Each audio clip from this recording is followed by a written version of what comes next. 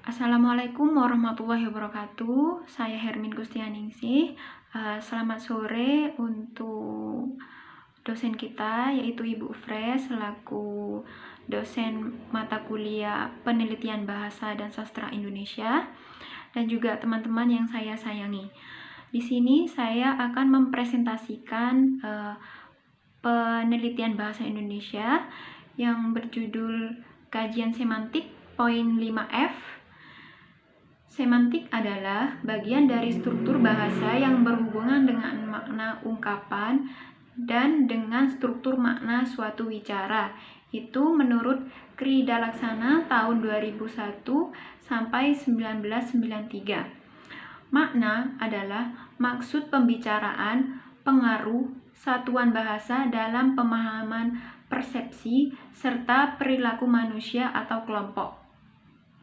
Makna kata merupakan bidang kajian yang dibahas dalam ilmu semantik. Berbagai jenis makna kata dikaji dalam ilmu semantik, di antaranya makna konotatif adalah salah satu jenis makna yang ada dalam kajian semantik. Makna konotatif merupakan makna yang bukan sebenarnya, sedangkan makna denotatif merupakan makna yang sesungguhnya atau sebenarnya. Menurut Hare, tahun 2004, semantik adalah hubungan antara kata dengan konsep atau makna dari kata tersebut, serta benda atau hal-hal yang dirujuk oleh makna itu yang berada di luar bahasa. Makna dari sebuah kata, ungkapan, atau wacana ditentukan oleh konteks yang ada. Semantik menelaah lambang-lambang atau tanda-tanda yang menyatakan makna, hubungan makna yang satu dengan yang lain, dan juga pengaruhnya terhadap manusia dan masyarakat. Jadi, semantik senantiasa berhubungan dengan makna yang dipakai oleh masyarakat penuturnya. Menurut Tarigan, 1985, semantik adalah ilmu yang menelaah lambang-lambang atau tanda-tanda yang menyatakan 8 makna, hubungan makna yang satu dengan yang lain, serta hubungan antara kata dengan konsep atau makna dari kata tersebut. Nanti saya akan jelaskan 8 makna tersebut di presentasi ini. Selanjutnya ada relasi makna.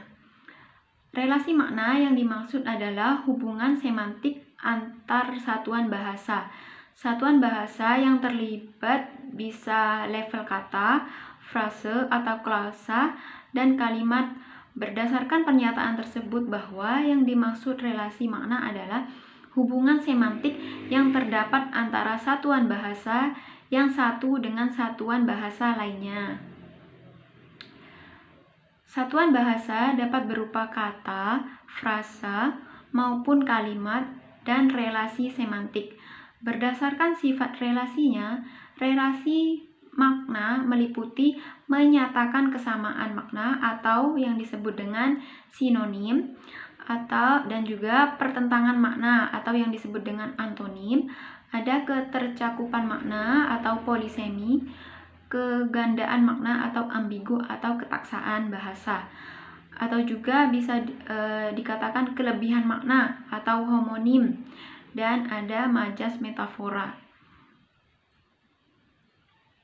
Makna sebagaimana dikemukakan sebelumnya, makna kata atau tuturan oleh para linguis diklasifikasikan dengan cara yang berbeda-beda. Di antaranya ada makna konseptual.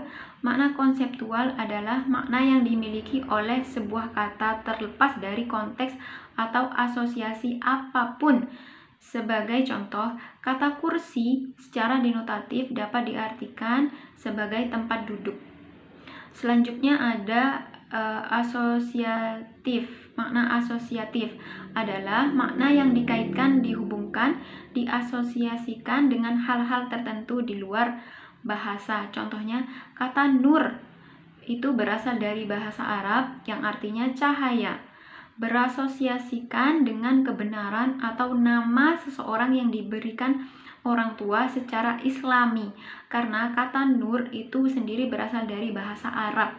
dan petunjuk. Sebaliknya, kata zulumat itu juga berasal dari bahasa Arab yang artinya kegelapan, berasosiasi dengan kesesatan dan kekufuran.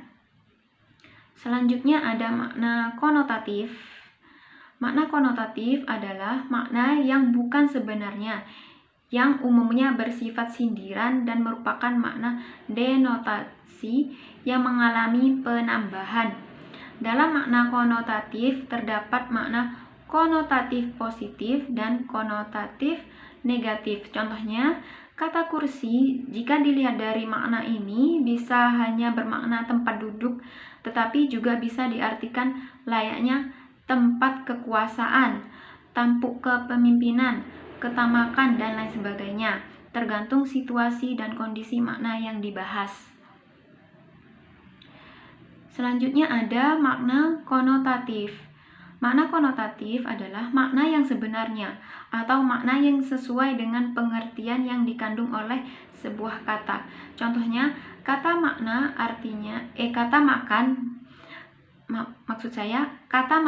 artinya memasukkan makanan atau memasukkan sesuatu ke dalam mulut, dikunyah dan ditelan. Arti kata makan tersebut ialah makna denotatif. Makna denotatif disebut juga makna umum atau makna yang sebenarnya. Selanjutnya ada makna stilistik atau makna sosial. Makna stilistik ini berkenaan dengan gaya pemilihan kata sehubungan dengan adanya perbedaan sosial dan bidang kegiatan di dalam masyarakat. Contohnya, rumah, pondok, istana, keraton, kediaman, tempat tinggal, dan residensi. Selanjutnya ada makna afektif. Makna afektif adalah makna yang berkenaan dengan perasaan pembicara terhadap lawan bicara dan terhadap objek yang dibicarakan. Makna afektif akan lebih nyata ketika digunakan dalam bahasa lisan. Contohnya, kata anjing yang dilontarkan kepada seseorang merupakan makna negatif.